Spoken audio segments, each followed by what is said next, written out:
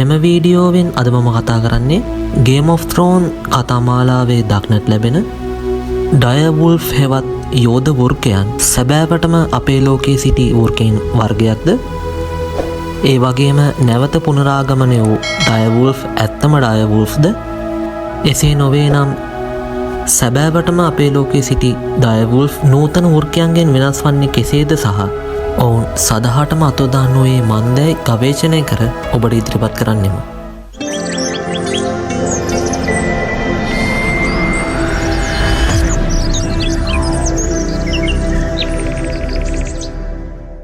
කැනීස් ඩීරස් ලෙස හඳුන්වන ඩයවුල්ෆ් ප්ලයිස්ටෝසින් යුගයේ මැමැත්වරුන් සේබටූත් වැනි දරුණු විලෝපිකයන් සමග ජීවත් වූ බියජනක බල්ලා යන අන්වර්තනාමෙන් හැඳින්වූ අයිස් යුගයේ බලවත්ම විලෝපිකයන්ගෙන් එකකි.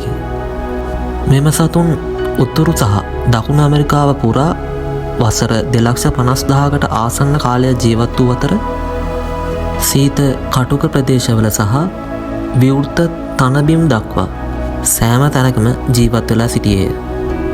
ඇමරිකා එක්සත් ජනපදයේ කැලිෆෝනියාවේ ලාබියාතාර් පීටර්ස් වැනි ස්ථානවල මොවුන්ගේ පොසිල සොයාගෙන ඇත.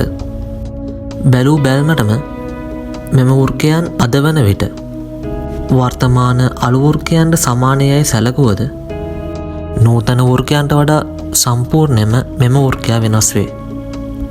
නූතන විශාලතම වෘකයා වන අලු වෘකයාත් සාමාන්‍යයෙන් රාත්තල් 100ක් පමණ බරවන නමුත් මෙම වෘකයා සාමාන්‍යයෙන් රාත්තල් 150ක් හෝ 175ක් දක්වා බරකින් යුක්ත වේ. සමහර ඇස්තමේන්තු අනුව විශාලතම වෘකයෙන් රාත්තල් 200ක් දක්වා වර්ධනය වී ඇත. ඒ වගේම උසාරි 2.5ක් දක්වා වර්ධනය වී ඇත. ඔවුන්ගේ හිස් කබල වඩා ශක්තිමත් වූ අතර ඔවුන්ගේ හකු ඇදෙහි නොහැකි තරම් ශක්තිමත් වේ. ඔවුන්ගේ සපාකෑමක් නූතන ජගුවර් බලලකුගේ හපාකෑමකට තරං කරයි. විශේෂක්තියෙන් පවසන අන්දමට මෙම වෘකයන් අයිස් යුගයේ සිටි මුවන්, අශ්වයන්, එවගේම බයිසන්, එවගේම සමහර විට දැවැන්ත මැමැත්වරුන් පවා දඩයම් කර ඇත. නූතන වෘකයන් වෙන් ඩයවුල්ෆ්ලද රංශු වශයෙන් දඩයම් කර ඇත. දැන් අපි කතා කරමු නූතන අලු වෘකයන්ගෙන් ඩයවුල්ෆ් වෙනස් වන්නේ කෙසේද කියා. බැලූ බැල්මටම ඩයවුල්ෆ් අලු වෘකයන්ගේ සමීපතම ඥාතියෙක් ලෙස හඳුන්වා දීමට හැකි නමුත් විද්‍යාඥයන් පවසන අන්දමට අලු වෘකයන්ට වඩා මෙම සතුන් බොහෝ වෙනස් වේ. ශාරීරිකව ඩයවුල්ෆ් බරින් වැඩි වන අතර මාංශපේශී අලු වෘකයන්ට වඩා විශාල වේ. ඒ වගේම පළල් හිස්කබලක් තිබෙන බැවින් විශාල යටි හනුවක් ඇත. මෙම සතුන්ගේ කකුල් කෙටි හා ශක්තිමත් වන අතර එය වේගයට වඩා බලය සහ විඳදරා ගැනීමට අනුවර්තනය වී ඇත. නමුත් ඇත්තටම මේ නෙමේ සැබෑම පුදුමය. 2021දී පර්යේෂකයන් පළමුවරට ඩයවුල්ෆ්ගේ DNA විකේතනය කළ අතර මෙම විකේතනයට අනුව අලු වෘකයන්ගේ කුලයට මෙම සතා අයත් නොවන බවත් ඔවුන් වසර මිලියන 5කට පෙර නූතන වෘකයන්ගේ මුතුන් මිත්තන්ගෙන් වෙන්ව පරිණාමය වූ සතෙකු බවත්ය. මෙම ගැඹුරු වෙනස්කම නිසා සමහර විද්‍යාඥයන් දැන් මෙම සතාව කැනීස් නොව එනෝසියන් ඩිරස් ලෙස වර්ගීකරණය කර ඇත. එයට අනුව වර්තමාන අලු වෘකයා කැනිස් ලූපස් වන අතර ඩයවුල්ෆ් එනෝසියන් ඩිරස් වේ. ඇත්තෙන්ම ඩයවුල්ෆ්ගේ වර්තමාන සමීපතම ඥාතීන් වන්නේ ඩෝලස් නරියන්, ජැකල්ස් නරියන්ට සහ වර්තමාන අප්‍රිකානු කැලෑ බල්ලන්ටයි.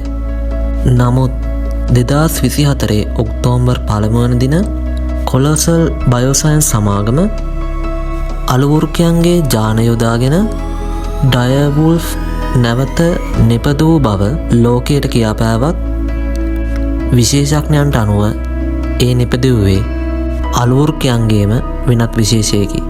වර්තමාන විද්‍යාඥයන්ගේ ප්‍රකාශයට අනුව කොලොසල් බයෝසයන්ස් සමාගමට මෙම වෘකයන් නිපදවීමට අනිවාර්යයෙන්ම ඔවුන්ගේ ළඟම ඥාතීන් වන අප්‍රිකානු කැලෑ බල්ලාගේ ජාන මෙම නිපදවීමට යොදාගත යුතු වේ.